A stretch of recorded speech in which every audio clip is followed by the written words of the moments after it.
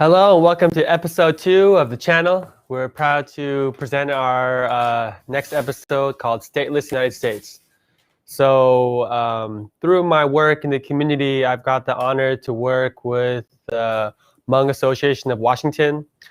And I got to get to know the president, Cynthia Yongvang, who's an amazing textile artist. And she really helped educate me about the Hmong people and connected me to other folks in her community, artists and cultural workers that we're so happy to be able to partner with and show their story and then uplift their culture and give them a voice in all this in this society, you know, because many people might not know who the Hmong or the Cham people are who are featured on this episode. And, you know, to be in the United States and to not have a state and a country to go back on your own, you know, presents us a lot of challenges. And, you know, for many folks, the assimilation model doesn't really make sense for their culture and their ways. And so without having another place to go, you know, it's interesting to hear their perspective and story about what it means to be stateless in the United States. But, you know, although it can be a heavy topic, we do have some beautiful, resilient cultural performances for you. So without further ado, I present the Hmong Association of Washington's Hmong Girls Traditional Dance Group. So please enjoy their performance.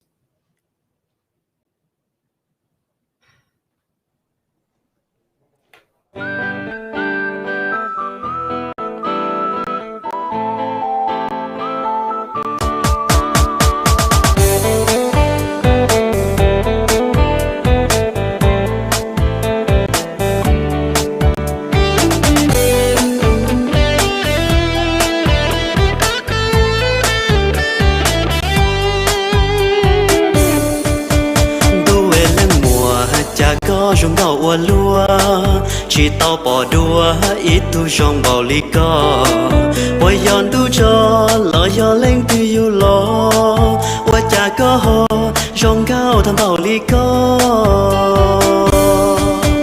ôi mê linh nụ chỉ cho hay đa đào bây tư chỉ rong con bảo lý nè hay co yêu chỉ nhẹ tia chỉ cho lỡ hay lung dìa cha bé ru tia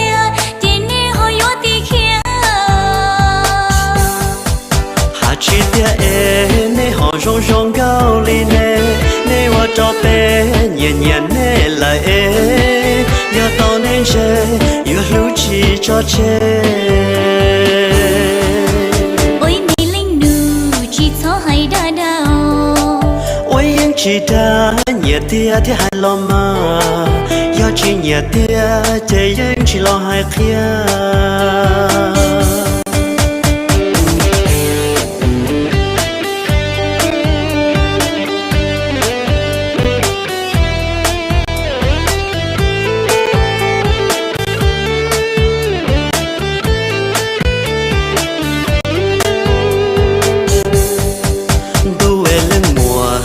có rong đào ua lúa chỉ tao bỏ đua ít tu rong bảo lý co bởi giòn tu cho lỡ gió lên tu yêu lo qua cha có ho rong cao thằng bảo lý co ôi mê linh nụ chỉ cho hay đa đào bây tư chỉ rong con bảo lý nè hay co yêu chỉ nhẹ tia chỉ cho lỡ hay lung dìa cha bé ru tia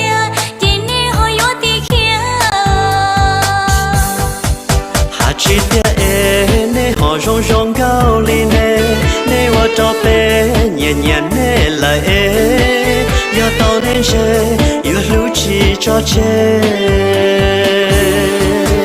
ôi mê linh nụ chỉ cho hay đa đào ôi em chỉ đã nhẹ tia thì hai lo mà yêu chỉ nhẹ tia thì em chỉ lo hai kia yêu chỉ nhẹ tia thì em chỉ cả hai kia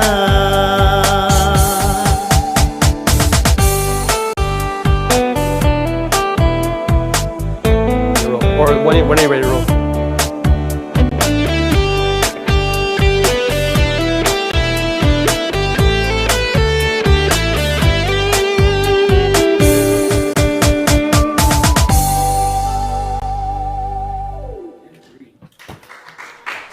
Okay. So, you know, we were trying really hard not to run into technical difficulties, but we do have a backup. It is playing on our end, but somehow it's not streaming through. So what we're doing is we're repatching it through the computer to play it directly in. But anyways, we're really excited to show you. Thank you for your patience. Thank you for tuning in. But yeah, we have a number of folks from the Hmong community come through.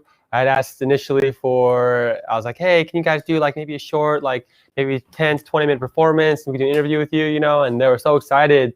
They came dressed up. They had 4 different dance groups, and then a board member came as well. So it was a really great day to help uplift them. We were in the studio taking pictures. If you guys saw the flyer that went out, that's the Hmong dress. They were featured in episode 2. And then, yeah, we're really excited to share what they have in store. You know, we have, I'll tell you a little bit about the dance teacher, Asia Laura. We have an interview with her, and she is really, I feel like a great example of what the Future Ancient Project really embodies. She's really about her culture. She's really about trying to move it forward and really base it off her experiences. So she's working with the situation as it is. She's understanding her history, as well as teaching her language and culture to the next generation. And, you know, she's the dance teacher of a lot of these dancers that you'll see. And then, you know, there's few people that still hold on to the culture and the teachings. And it's so imperative and important for them to pass it on. And it becomes more and more obvious with cultures like, you know, the Tibetan culture from last week's episode, living in exile, you know, like to not be able to go back to your home country and to be occupied and have that cultural erasure is very violent and unwelcome. So, yeah. Are you ready?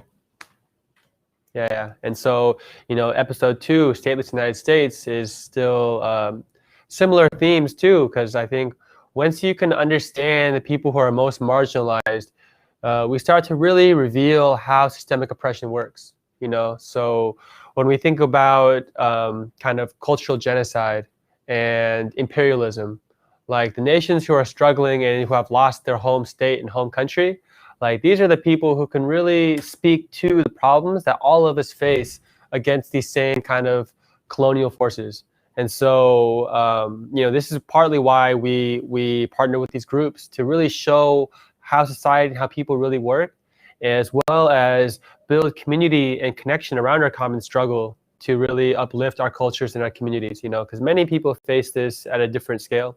Anyways, I've got news that we got the live stream, the videos back running on a different system. So without further ado, thank you for your patience. Please enjoy the Hmong Association of Washington's dance group, traditional Hmong dance group.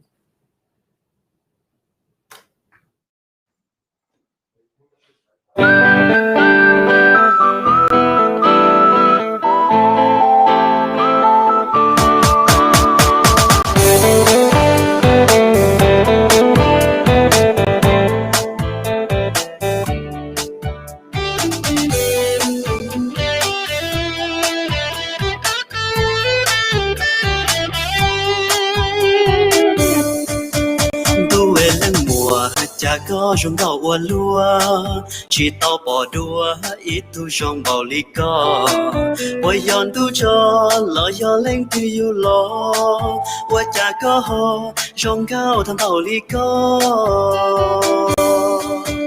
ôi mê linh nụ chỉ cho hay đa đào bây tư chỉ rong con bảo lý nè hay có yêu chỉ nhẹ tia chỉ cho lo hay lòng dìa cho bé ru tia tiền nè ho yo ti kia hà chỉ tia nè họ rong rong gạo lý nè hoa cho bé nhẹ nhẹ nè lại yo tao nên chơi yo ru chỉ cho chơi ôi mê linh nụ chỉ cho hay đa đào ôi em chỉ đã nhẹ tia thì hai lo mà yo chỉ nhẹ tia thì em chỉ lo hai tia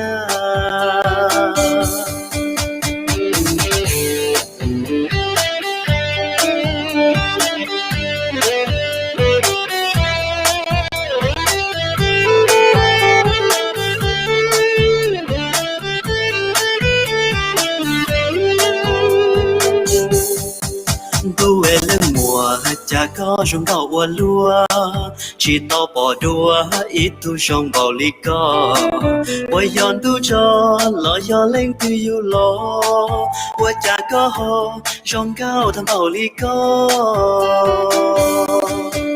ôi mi linh nu chỉ cho hay đa đào bây tư chỉ rong con bảo lý nè hay có yêu chỉ nhẹ tia chỉ cho lo hay lung dìa cha bé ru tia tiền nè hỏi yo tia kia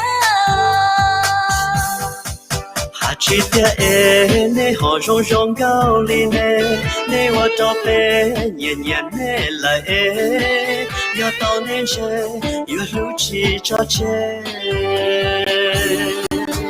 ôi mi linh nu chỉ cho hay đa đào ôi anh chỉ đã nhẹ tia thì hai lo mà yo chỉ nhẹ tia chỉ anh chỉ lo hai kia yo chỉ nhẹ tia chỉ anh chỉ cả hai kia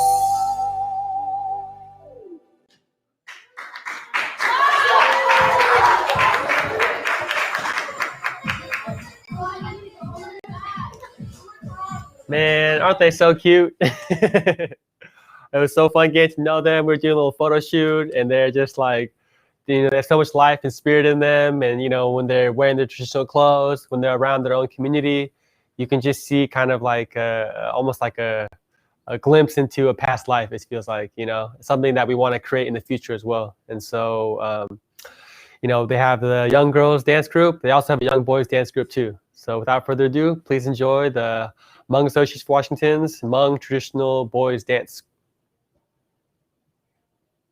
Hello, my name is Alor. We're from the Hmong Association of Washington, and today we're going to be performing a traditional thing dance.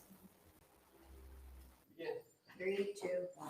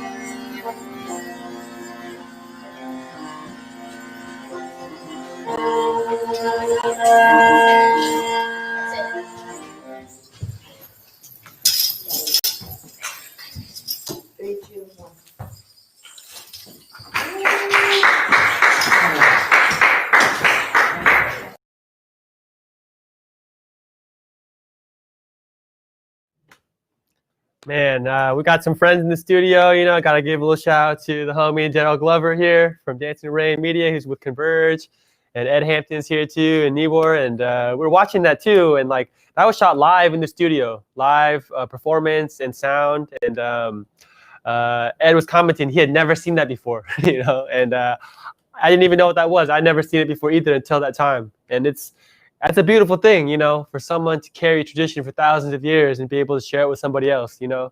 And that's why we need to protect and value our cultural heritage and move it forward, you know. And so, you know, we have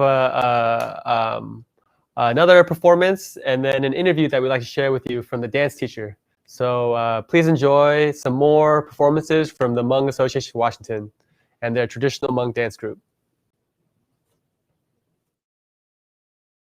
So my name is Asia Lore. I am the Hmong Association of Washington Youth Coordinator. So I work a lot with the youth in our community. And so my role basically is to, you know, reteach our heritage and our culture back to the youth who are slowly losing our, you know, our culture. So we have a lot of different programs. So we have a dance program. We have the traditional flute playing program. We have the relearning the basics of our language again. And so we're slowly trying to come up with programs and educational programs where we reteach all of our, I guess, customs back into our, you know, the newer generation that's growing up in America. So, you know, I grew up in a very like bubble white community. And so, you know, when you grow up in that area, you kind of lose your own identity. And so, you know, I go from there and then I go to school in Western Washington, and, you know, and that's also a very white community. Yeah. You know, it's also a very white community. And so from there, we also have a Hmong club that we formed up there. And then from there, I was able to start gaining little bits of my identity back. Like, hey, you know, I am Hmong. I have to be a part of my culture. And so when Hot Youth started, I was like, you know, this is my time to also give back and also reinvent myself and reconnect myself with my culture. So, you know, how do we identify ourselves? Like, where do we say we come from? And so, you know, I always tell them that the Hmong people we're like a very nomadic tribe of people. We like to travel and we can adapt to where we go. So originally, you know, we were from southern China. And then from there, we were pushed into the Southeast Asian countries, which is like Laos, Thailand, and Vietnam. And so from there, we were able to adapt ourselves into their cultures and kind of make it into our own. And so, you know, I tell them that, you know, even if we say technically we don't have a country, we can make a place of our own and call that our home and our place. They have a lot of questions like where we originally came from, you know, like, yes, we can say that we came from southern China, but now, because technically we don't have a country or a state, we can just say, you know, Seattle is my home. You know, that is my state. No, that's my home. I can create that to be my own home. You know, a lot of the youth now, they're more interested in other activities. You know, they're more interested in sports or they're more interested in technology. They're not really interested in learning traditional dance anymore. And so it's hard to get them interested in it. So, you know, we kind of like, hey, here's a little sneak peek, let's do it. And then if they're interested, we continue with it. So yeah, that's definitely one of the barriers. We're trying to transition from the more traditional sound to more of a pop sound and incorporate that with the traditional dancing. My goal for the youth is for them to be able to confidently, you know, love their culture and continue it, you know, whether it's, you know, it's the little things, whether it's, you know, cooking food or practicing dancing, or even if it's, you know, helping, you know, giving back to the community. That's something that I hope that they continue to do. We are a very artistic group of people, you know, whether it's in our food, our clothing, our lifestyle, or even just the way we talk, because we are a very phonetic language. We don't have we don't have an official book or like alphabet, you know. And so our original language and our alphabet was written by French missionaries. So we didn't even create it ourselves, you know. So we learned to take that and adapt into it and create that as our own language. So we are a very adaptable culture, adaptable people, but you know, that's just one thing that, you know, I wish people knew, because you know, a lot of our culture stuff is like fusion, you know. So this is one of the traditional outfits that the females wear, and so we have 2 to 3 different dialects in Hmong. So this would be the green dialect, so Hmong Jua. And so their clothing has the striped shirts, their hats are more pointed up with the cloth hanging in the back. So the other one is the white, so white Hmong. And so theirs is more of a basic, they don't have the striped sleeves, and then they have a turban hat. So, well, I think the one way that would be most impactful to the Hmong community is recognizing what is part of the Hmong community. Like, for example, the flower farmers, like that is a huge part that I guess a lot of people didn't realize that was also part of the Hmong community. I think a lot of it is definitely on our part as an organization to branch ourselves out as well and do exposure. So it's definitely a work in progress. Though, Yeah. so. Okay.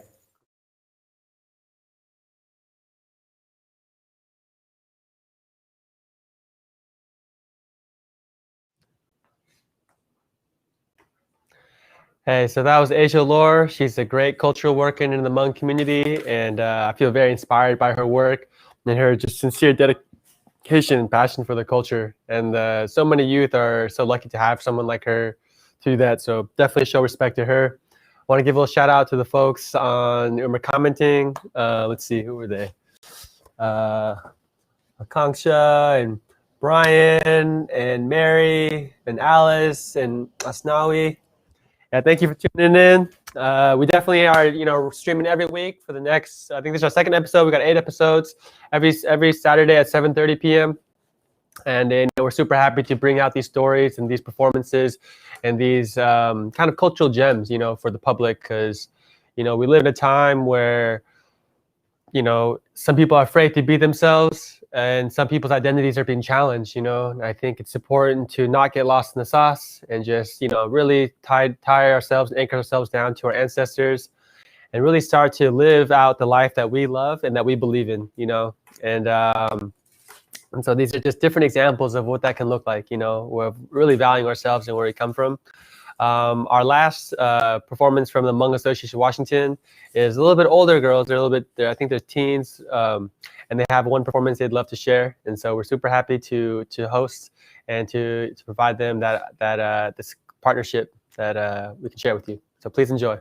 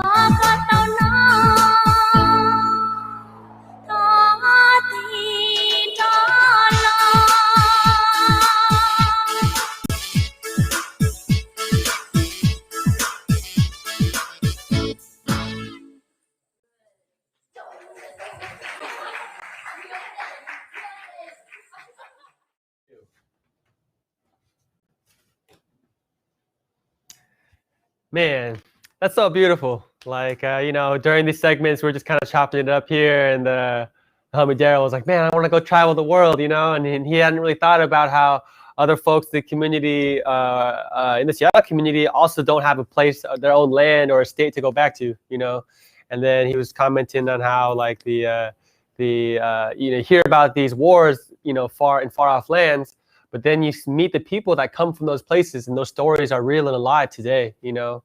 And so I think we have a lot to learn from each other, you know. And I think as the world becomes more and more globalized, you know, I think it's our responsibility to have a matching global consciousness. So that's partly why we try to share these stories from all over the world, yet they're both local and global, you know. And this next guest that I'd like to introduce, really honored to get to know him and you know, get to know him through the arts and through the project. But he's just a super talented musician, MC, community activist, community worker, as well as a young Hmong influencer. And you know, his perspective is you know, something I hadn't heard before, and I'd love to share it with you. So please enjoy our interview and conversation with Yi-Ling Vang. Well, my name is Yi-Ling Vang, and my Hmong name is pronounced Yi-Ling Va.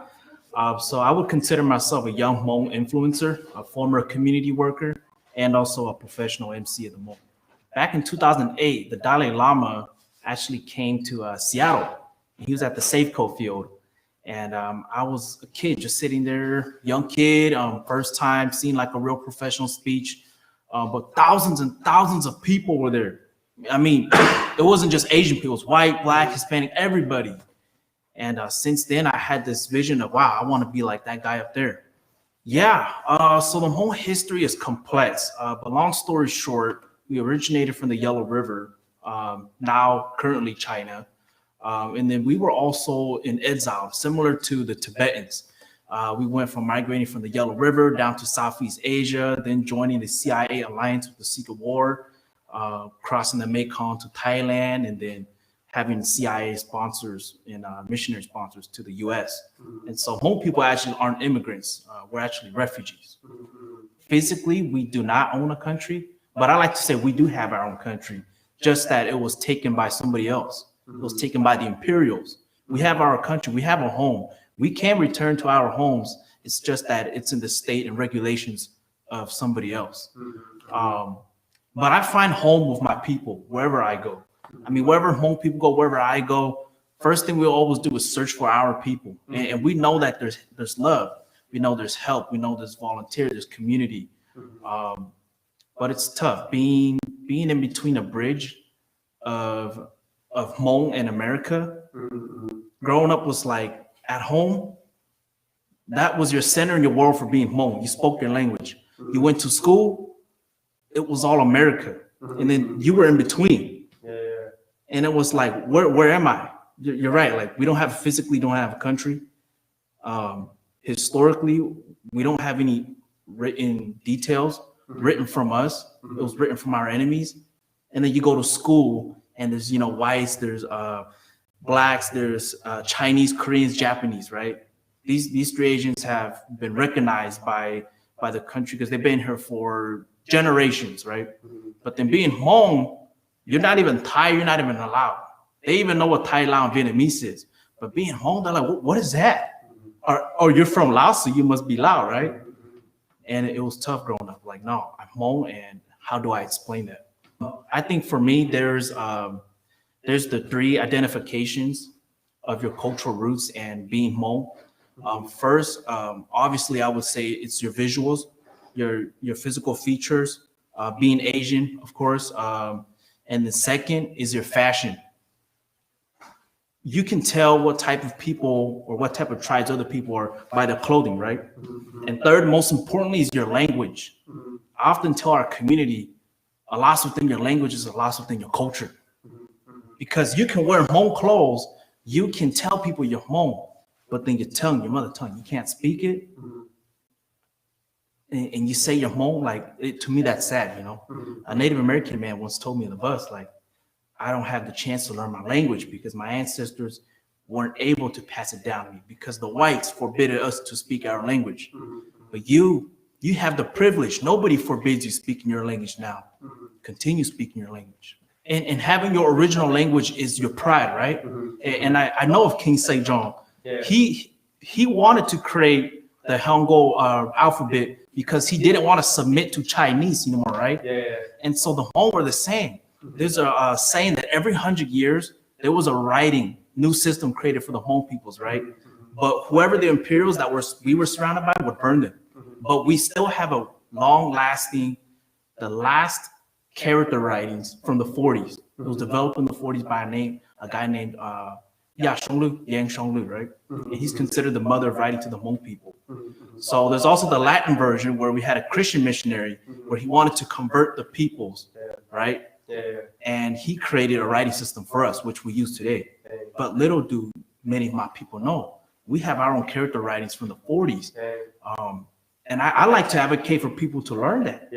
I mean, we could write Latin because it's easy, right? But then what about your own pride for your own character writing? Right? Yeah. Dang, I didn't know that, man. That's so dope. Do you know it?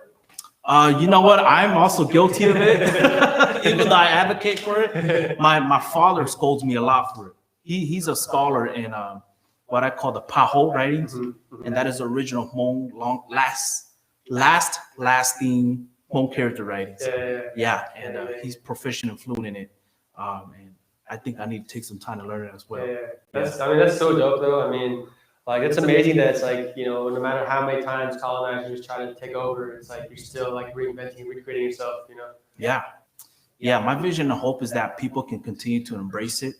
I know definitely growing up, I kind of had this internalized racism. I don't know, have you experienced that? Where you felt like you didn't want to be yourself because you didn't fit in? It teaches you to hate yourself. You want to be something else. Growing up, I had that. And I didn't learn how to be Hmong until I was beat up for being Hmong in school, you know, and being bullied for being Hmong. Because even you hang out the Chinese, the Japanese, you didn't even fit with them. You look like them, but you're different because you came from different regions. I think I want people to, first things first is have pride in who they are, and second, relearn your language. You don't need to learn your language because you've already know it. You already speak it growing up. You need to just relearn it again. Just refresh yourself. Definitely, language is the biggest one, man. That's the thing that we can't lose. And you may be the one who made it out of the hood or Section 8, or you may be the one who made it out of your community to a more higher status of class. But your niece, your nephew, your family member, your cousin, he's still where he's at. You know? Well, what about the rest of your people? For example, Duomo, he's a Hmong actor that was in Mulan, and he made it up to Hollywood. Everybody was screaming, everybody was cheering for him, and he still comes and does panels and community sessions with his people, and I appreciate that. We need more people like that. Definitely, you can't forget who you are, where you come from, and a lot of times it's sad, but like if you don't care about your own culture, there's a very real possibility of it, you know, not moving forward or being stuck or being oppressed. You know, during the George Floyd the murder there was a Hmong cop there. You know? What's your take on that? What do you think of that? Man, that's tough. I think regardless of ethnicity, he was guilty for what he did.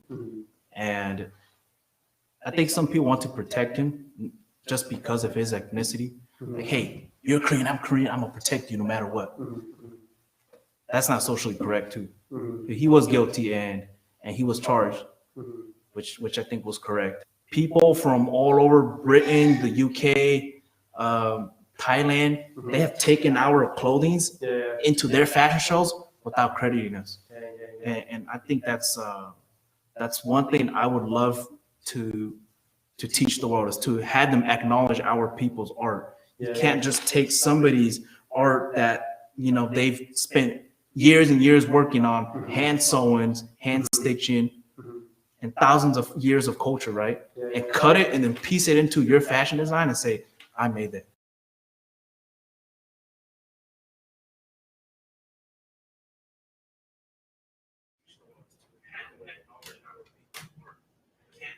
Yeah, so that's Yiling Bang, and you know, I love his just honesty and his truth, and really speaking from his own experience, you know. And it's cool to see how he's evolved on his journey to support his culture. And it's funny because he was talking about how important language was, and I was telling him, man, I'm starting to take Korean lessons, you know, or after this season. And I've already found a great teacher, and I've already bought all these books, and I'm, you know, talking to my children more in Korean because, you know, it is kind of on us, you know, in some ways to keep moving our culture forward, because if we don't care about it, who will, you know? But I do want to give a little shout out to the crew and the homies. And so we're gonna cut to a little BTS shot. You guys can say what's up to the camera. You know, it takes a lot to make something like this happen. And you know, I'm so grateful for friends and people in the community supporting. But yeah, so that really covered a small sample of certain voices and performances and dance and style and fashion of the Hmong community here right in Seattle, you know, and some of their story. And now we're going to move on to kind of the second half of the show where we really dive into the Cham community. And I've been very fortunate to get to know them and work with them. And we're in the process of making a video for the Cham Refugee Community Center. And I was trying to find a performing artist, and a friend recommended Cham Ba. And I was like, who's that? I never heard of him, but he's from the South End, from White Center. And he is just this incredible young artist who from growing up from poetry to becoming a crazy Asian rapper to now being a producer, an amazing engineer, and artist in his own right. I'm super honored and excited to get to know him more and to meet him and collaborate with him. But I kind of wanted, you know, I was searching his YouTube and looking him up online and kept bugging him on Messenger. And I was like, yo, you know, I saw we had mutual friends. So I asked my mutual friends to reach out to him, and he's grinding away on his album. But, you know, I'm so glad he made some time to get to talk and chop it up. And, you know, I look forward to building that relationship. But I kind of want to show his progression. So I want to show this little clip of him being a crazy Asian rapper that kind of went viral, and you know, I thought it was a cool little piece. So before I show you his other stuff, just please enjoy Cham Ba and Crazy Asian Rapper.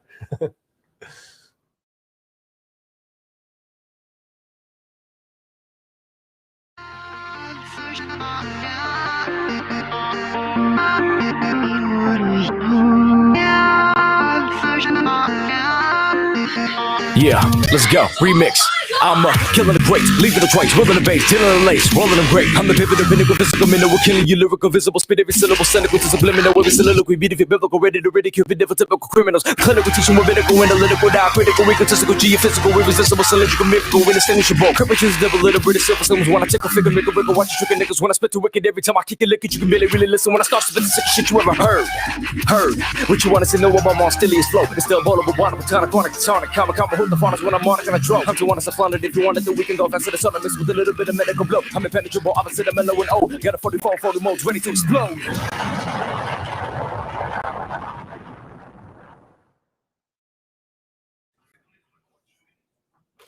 Bro, this nigga is fucking crazy, dog. Hey, so that was Cham Ba, you know, aka Messiah, and you know, I love the name too, man. He's a messenger of the truth. You know, when I heard his music, and that was just more of him kind of like when he's younger, just kind of showing off what he's doing. And we have some kind of more current stuff that we just shot actually today live in the studio.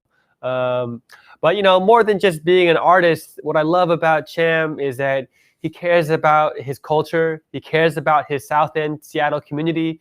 He cares about the people who share his struggle. And he's so self-aware and conscious. I just have so much respect for this young man. And he recently showed me a project. I was visited his studio and chopped it up for like an hour or two. And he shared a project that he just released. And so I just want to play a little trailer of an artist that he's working with and help produce his first album. And the artist's name is Glendale, and he's a Pacific Islander. And we're planning to feature him later on. But I just wanted to show this collaboration and kind of plant some seeds and see, you know, the kind of beauty and the kind of community that art and culture can create. And, you know, it's not that it doesn't, you know, without that kind of support and that kind of community, like great music, great art isn't possible, you know. And so I just want to share a little shout out to Cham and Glendale and show their preview of their just released album project. So please enjoy. I was trying to get my things unpacked in the neighborhood that made me mad. It's not my fault I had a crazy dad. In a good heart, my mama gave me that. Feeling like a Monday on a Saturday. 2 jobs don't get my mama paid. Feel like stealing is the only way. Cause I'm hungry and I'm bummy every Sunday. Send us to the church to pray, so we be rolling, rolling. Like whoa, like whoa. We be rolling, rolling. Like whoa, like whoa, like whoa.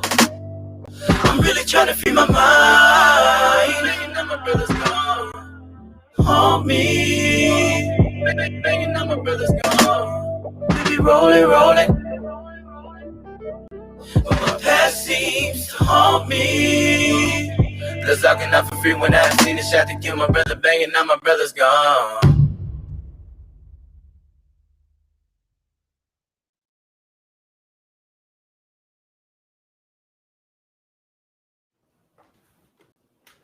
Man, that is amazing. When I heard those sounds, like it really got me excited about music, in a way that I haven't been in a while. And to hear the truth expressed through art, sometimes like you can't express it in other ways. I think that's why people turn to art. It can be very cathartic. It can also be healing and empowering and transformative. And so these are, I think, a lot of reasons why people are drawn to art, because it does something for you and for others, and you can't necessarily say this is how you do it, but you can definitely learn from others. And Cham is is an incredible artist, and he gets flown around. This is stories I hear from other people, but he gets flown around to do some amazing audio engineering and producing, for some of the top names, around.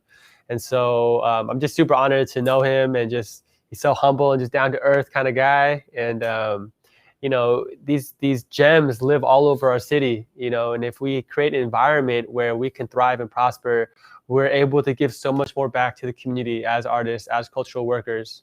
And so for Seattle to become a truly global city, it needs to honor the global cultures that exist here, and so we're so honored, to partner with the Seattle Art Museum, Seattle Asian Art Museum, and the Office of Arts and Culture to support this kind of work. And we hope for it to continue,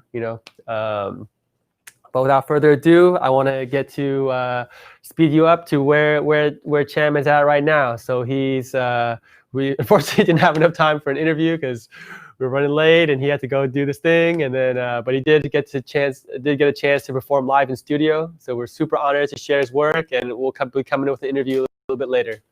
So without further ado, please enjoy Cham Ba with some of his live performance from literally today, just a few hours ago. My name's Cham Ba from the West Side White Center. What else do I do? I'm from a geographic location. I'm a human being that breathes air. Man, this is keep all this, by the way. And I'm part of the Auto Collective.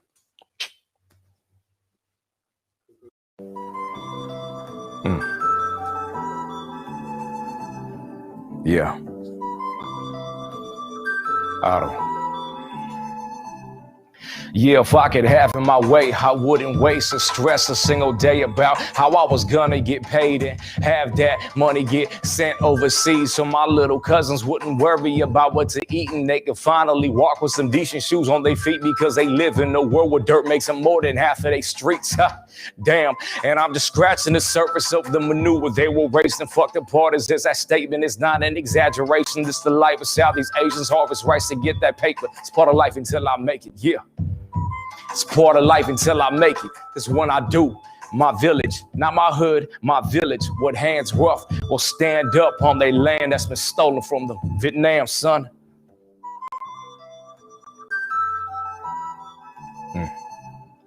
Yeah, if I could have it my way, my mother wouldn't never have to worry about her kids being raised in a gang-stricken environment. Life expectancy dying quick. Cooking crack is the closest thing to become a scientist. Where the news sell bullshit, but we still buying it. Where the cougars pressure drugs on students till they trying it. None of that would happen, and I wouldn't become a stereotype. And when I start rapping, when I can have it my way, there would be no fucking truth ready to dump on any who from rocking the wrong color suits. And if you still looking confused, probably probably not talking to you. If you don't understand, it's cool. That's not how it fucking works, because ignorance is deadly too.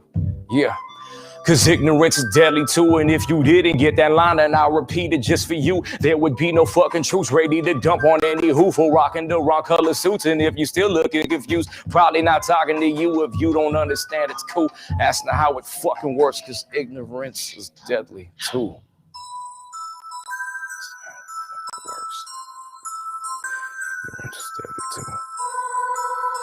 That's not how it works. Ignorance is deadly too.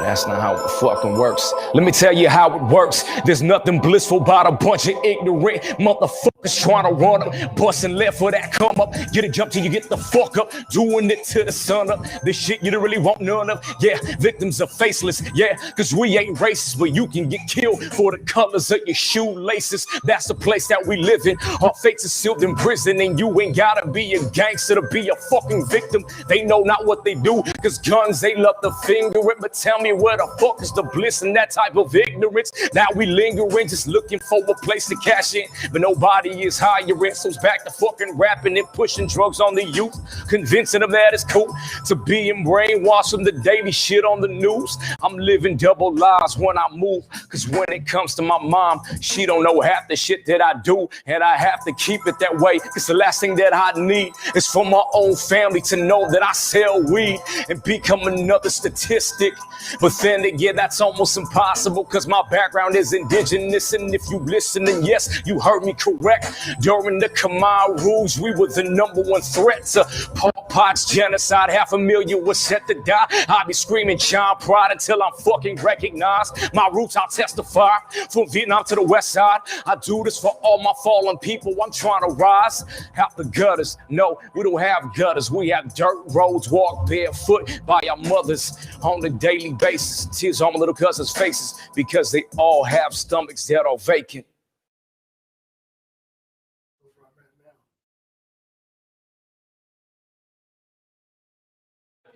Yes, sir. Man, that is so incredible. You know, just watching it again. You know, I heard it live in studio just like a couple hours ago, and just it really resonates with my heart and soul. You know, it's a lot of these conditions, you know, people don't understand. They think it's an individual thing, but it's really part of a larger system. You know, things like poverty and crime, you know, it's a manufactured state of oppression, you know, and when artists can speak truth to that power and really build community around something that's true for them, that's nothing to be afraid of or to be judged or hated for. You know, it's something to be uplifted and honored and revered, you know. And so I'm so happy to meet an artist like Cham and to meet cultural workers like Laura, and to know that the, you know, Hmong Association Washington, places like this exist, you know. Our next guest is the folks from the Cham Refugee Community Center, and I'm super honored to call them my friends and my brothers, and they talk about their experience being Cham people in Seattle as being stateless in the United States.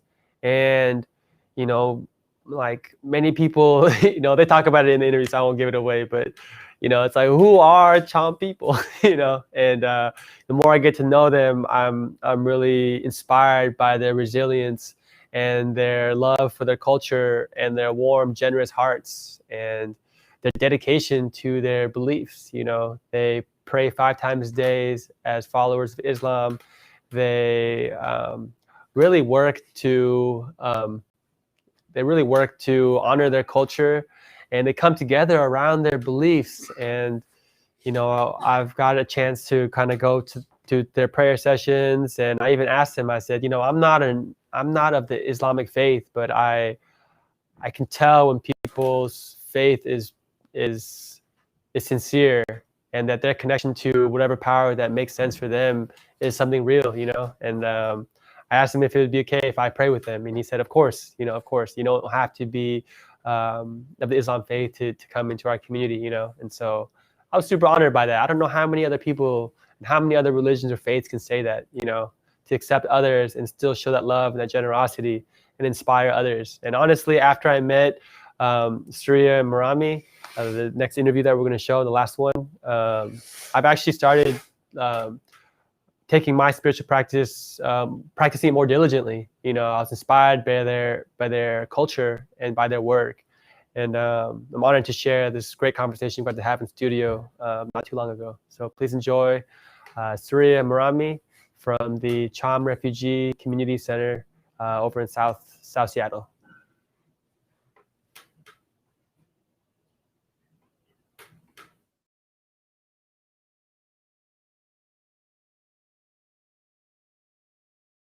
Ladies first, so we always My name is Surya, community member, lifetime community member for the Cham Refugees community. Born and raised in Seattle and hoping to stay and be able to help our community members prosper. My name is Moran Mohammed No. I'm also a lifetime community member right there on 39th and Graham, where we kind of grew up, where our community center is. We haven't always been there, but you know, at least for most of my life, I've been in that area the whole time. And just like Sierra, we're here to just kind of teach a little bit more about our community and kind of let people know these people that are living in the back of the shadows, you know? So I don't think a lot of people know about us. So it's a great platform that you provided with us so we can tell more about our community and kind of things that are happening and a little bit of our history. So, you know, we look forward to the opportunity. Real talk, you know, both of us, we started working really young when doing things for the community. We started off with having an event called Field Day, and that was like our staple event.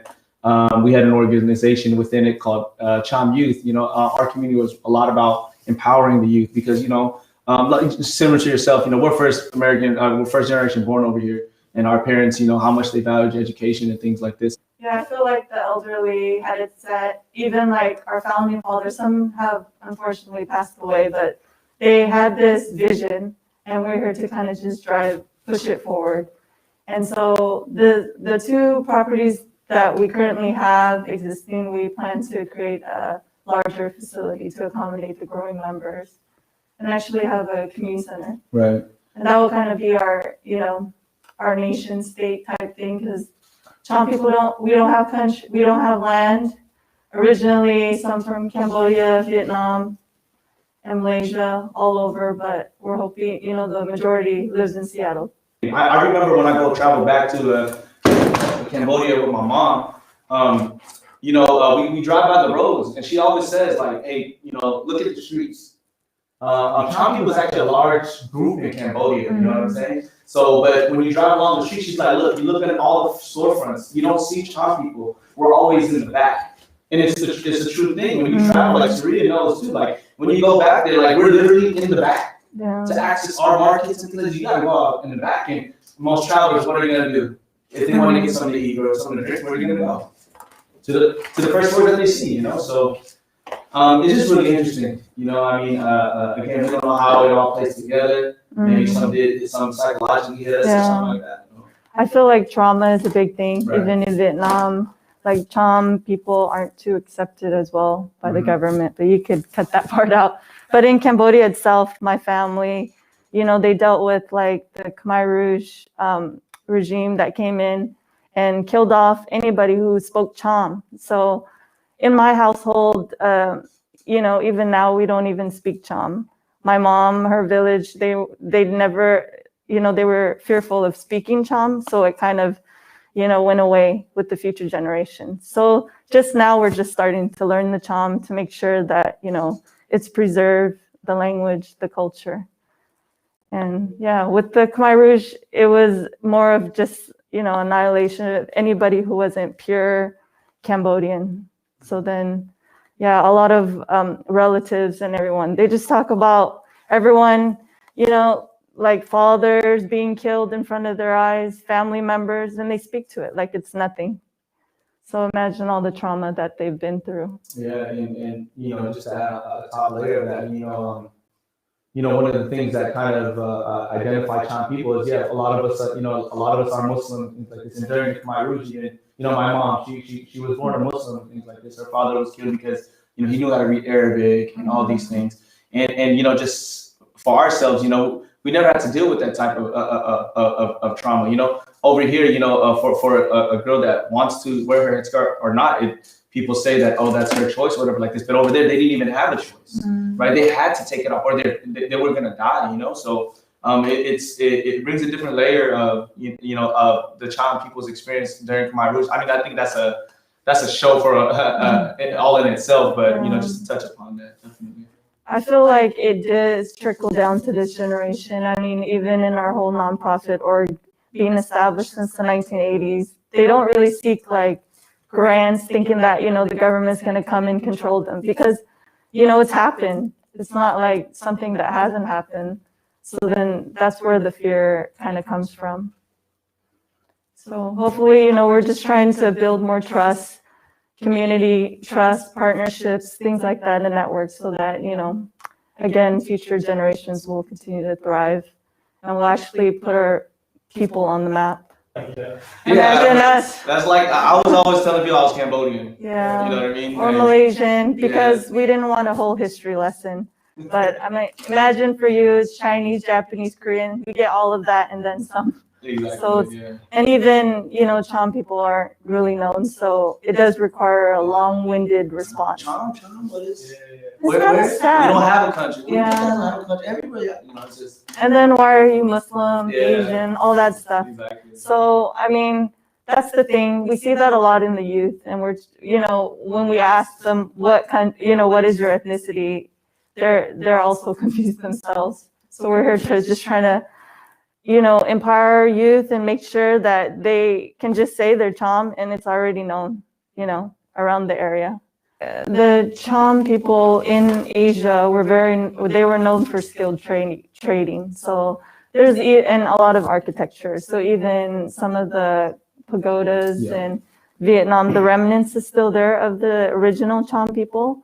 But and then later on with the trading, of course, they adopted Islam. So there's still the two religion majority of Islam, and that's who in Seattle, most of us are Muslim. Right.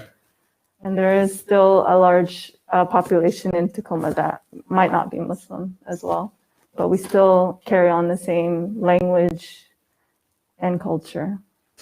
I feel like, being marginalized and things like that.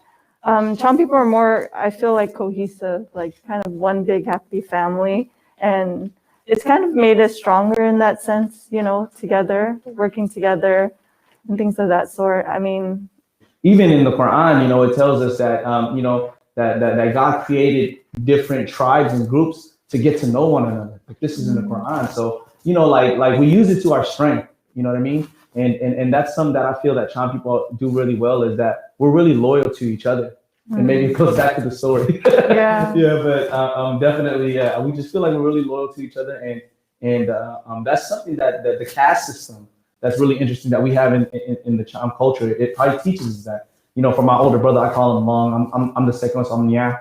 I think these things, they teach us that respect factor.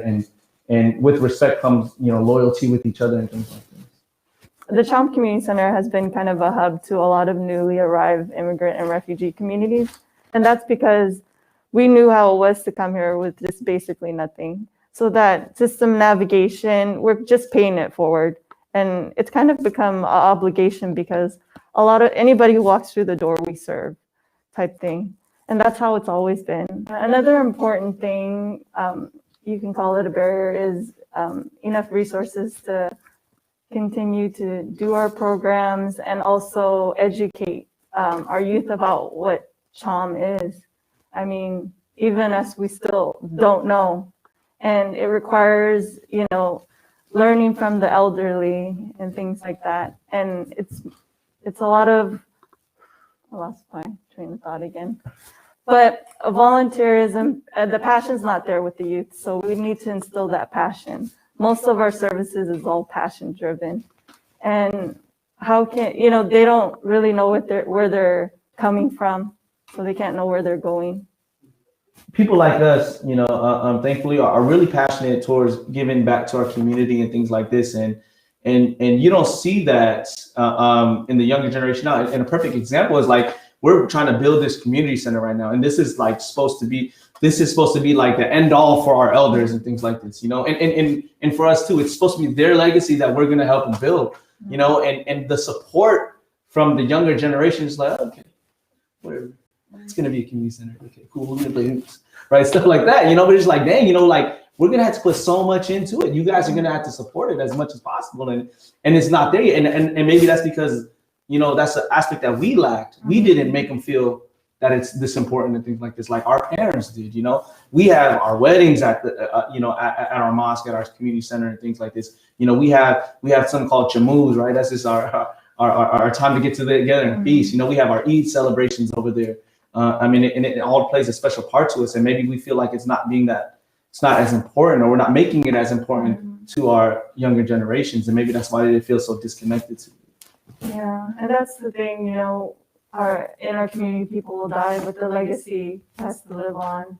So, I mean, it's really important to just bridge that generational gap and make sure that, you know, we're all understanding each other.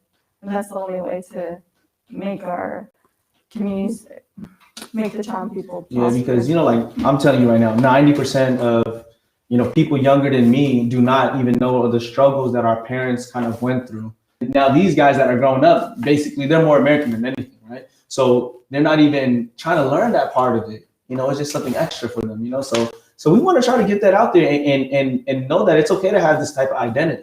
It's okay to know your roots and things like this. And some people mix it up with Islam as well, too, but there's nothing wrong with that. That's part of our culture as well. And they need to kind of learn those things as well. I mean, just making sure that people, first off, are proud of who they are. They don't even know where what their actual identity is, you know. I think it's important to kind of change the narrative that is currently happening, all the injustice, and making sure we all just coexist. And have the leadership to be able to make us do that, and not be afraid to step out this box, not be that community that's going to be sitting in the back rows. We want to be on the front. We want the people to be asking stuff from us, and we want to be able to give it out. Right now, we maybe have people asking us for things, but we don't have anything to give back. So, you know, with professionals like Surya, you know, her brother over there, right? Eventually, I think we're gonna get there.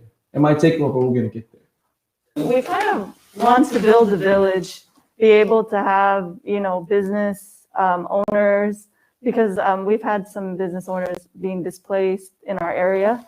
So it's really important to build that commonwealth and have a senior housing, just everything internal, just the whole Cham village. That's what we're envisioning. And so hopefully we'll at least get our community center and start to expand from there and own the block.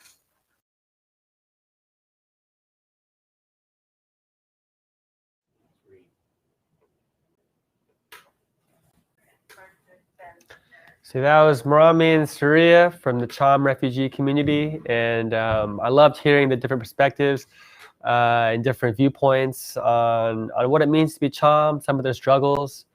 And, you know, a lot of times, like, you really get to know someone just through a conversation, through a sincere and open heart and ear to listen. And that's hopefully what kind of experience we're bringing out to the public, with just having conversations amongst people who value their own culture, who can share their perspective on what's going on in society. And it's not to say that we have the answers, or that what one community is doing is the right thing and everyone should do this thing. But I think it is important to be able to listen and to see other people's perspectives in a genuine and real way. And, you know, as soon as I reached out to the Cham community, they invited me to their Cham Cultural Day. And so I wanted to give a little shout out and say thank you to them and play their highlight video that happens every year. And, you know, that was my intro to them. And so I just share a little piece of that as a last part of today's episode.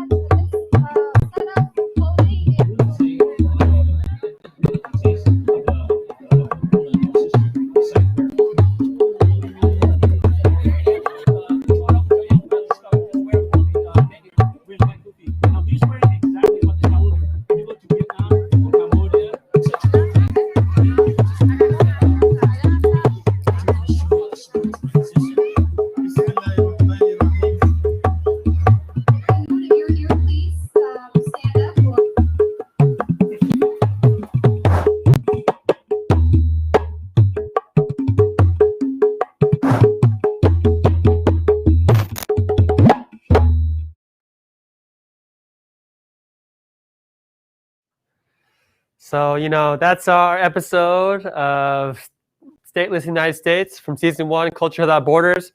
You know, big thank you to our partners at the Seattle Art Museum, Seattle Asian Art Museum, Office of Arts and Culture, Pound Gallery and Studio, and Blue Cone Studio. Laura Jean Cronin and Carolyn Hitt, both amazing folks for the community here. The whole Future Ancient team, some folks featured here. You know, we got a lot of people behind the scenes making this possible. So please tune in for the next 6 Saturdays at 7:30. And, you know, honestly, this is just the beginning, you know. So stay tuned and peace. Have a good night, y'all. Outro.